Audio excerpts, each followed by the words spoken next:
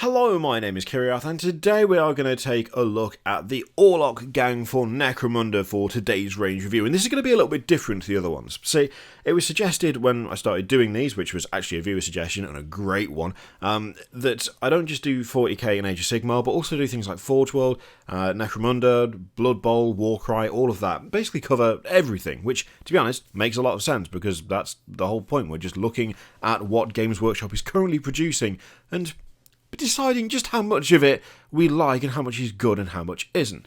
Now, the Necromunda stuff, obviously, there is not as many Orlock Gang things to look at as, say, the entire Nighthaunt range or, like, the Space Marine range. That is going to be a ridiculously long video, now I think about it. But it's my genuine firm belief that these models, the Necromunda range, is one, like, they're some of the best models that Games Workshop makes at the moment. They are really well detailed, they're really nicely sculpted, pretty much all of them. They're also very, very versatile, and I thought that would be something that we will focus on a bit more when we look at these individual gangs. If we did every single gang, that could become a bit disjointed and a bit weird, because some of them are very different to others. But we're going to start with the Orlock Gang, because I think this is one of my favourite ones out of them, that originally I didn't entirely like, mostly because they are relatively normal. I mean, you look at the Orlock Gang, and to me, I see essentially a bunk of kind of semi-biker dudes with a variety of I was going to say interesting haircuts, but a couple of them aren't that far off mine, so I can't insult them for that. They are not kind of generic guys with guns, but they have a certain almost all-purpose appearance for me, which, compared to things like Cawdor and Delac and Van Saar, they're almost a bit easy to blend into the background. But it's something that, at the time, pulled me away from them, because I didn't consider the actual strength that brings. Because, of course, they do make a decent Necromunda game. That's the whole point, that's what they're for. But they also have so many applications outside of that, because they are so not excessively weird like the Delac guys, or not excessively technologically advanced like Van Saar, or, you know, they come across as reasonably normal humans in a variety of kind of leather armor and kind of reinforced armor on, like, the shoulders and the greaves on their boots and stuff.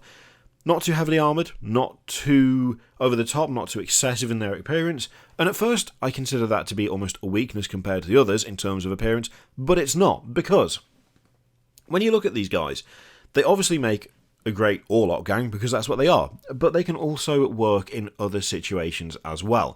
The two that spring to mind immediately for me when I look at them now is the potential for either a particularly interesting Imperial Guard regiment that could either be some sort of cobbled together ad hoc militia, perhaps on a world that does not quite have the Imperial Guard presence that it should. You could easily chuck these guys into an army with some particularly battered Lehman Russes and various other Imperial Guard tanks, and they would fit pretty well. As long as you tailored the story of that army around them, you could actually have quite a cool kind of ragtag militia force drawn up either as an emergency measure or just plain because that planet does not have the presence that it requires to have that kind of support.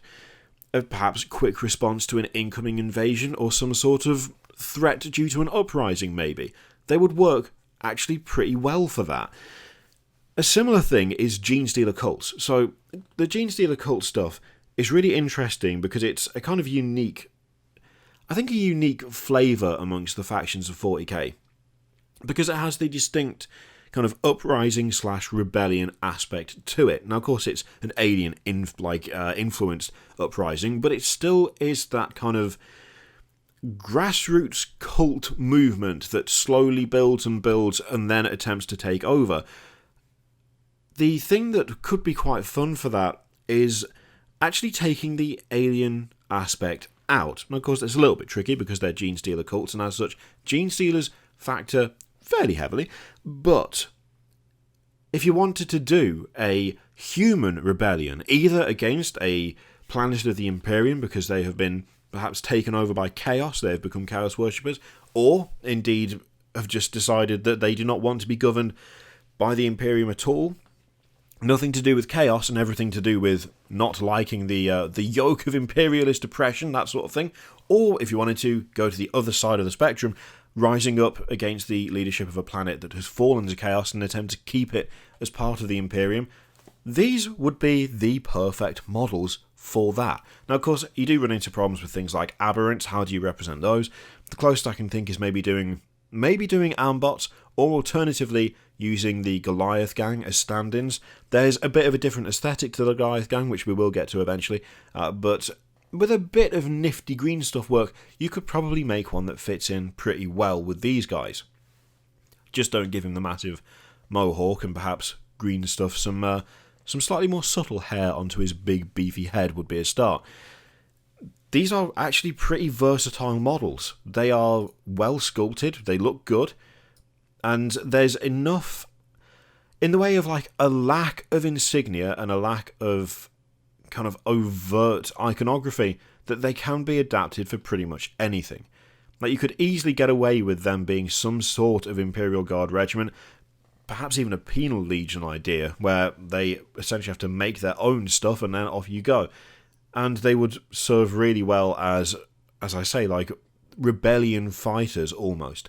I mean, if you did go with that idea and you used these in a Genestealer cult's force that was more centered on a human uprising as opposed to a Tyranid-influenced one, you could still use the Genestealer cult's vehicles easily, because they would match these guys really, really well. There's a kind of, not a full similarity in terms of the way that they're armoured, of course, but there is enough of a similarity there, and there is enough neutral ground between the vehicles and these models that you could easily get away with doing that.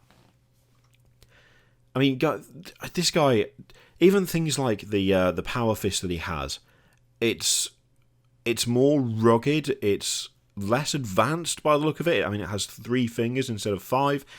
There's all sorts of things on these models that could be easily adapted to suit a multitude of purposes. In terms of versatility, you are obviously stuck in terms of no matter what you go for, you're going to have an army of biker-looking dudes, essentially. But depending on what you theme that army around, biker-looking dudes is not a bad way to go. I mean, with this guy with his kind of reinforced arm holding the big harpoon gun, by the look of it, that harpoon gun could be easily replaced with another heavy weapon, and it wouldn't be too difficult to give him something else. Similar thing with this guy. I have to admit, I really like the head on this guy. The weird kind of goggles and rebreather looks really good. And the pose is pretty decent as well. It's not legging it, but it's purposeful movement, which is nice. Now, of course, depending on which way you went, you might need to mess about with the weapons. I mean, if you're going to do kind of Imperial Guard style thing, then replacing some of the weapons with las rifles might be the way to go. With las guns might be the way to go. But then again, depending on who you play with and depending on how willing people are to, let things go, and provided you identify what it is you're playing beforehand, you may not feel the need to do that. If you were going for the, a hasty militia drawn up to try and combat a threat and using whatever weapons they can get their hands on, you could probably get away with saying, okay, I know what these guys are holding, but they're proxying for las guns. And I would imagine most people wouldn't have a problem with that. Or at least, depends on the context. I suppose if you're showing up to a tournament, then you might want to do actual, what you see is what you get. But if you're playing with friends, I don't really see why that would be an issue unless they were being particularly fussy about certain things. But even then, replacing some of these guns with las rifles probably wouldn't be all that much of an issue. Some of them could probably be just adapted to suit anyway. I mean, looking at that, you might well be able to get away with cutting down the drum magazine on that thing.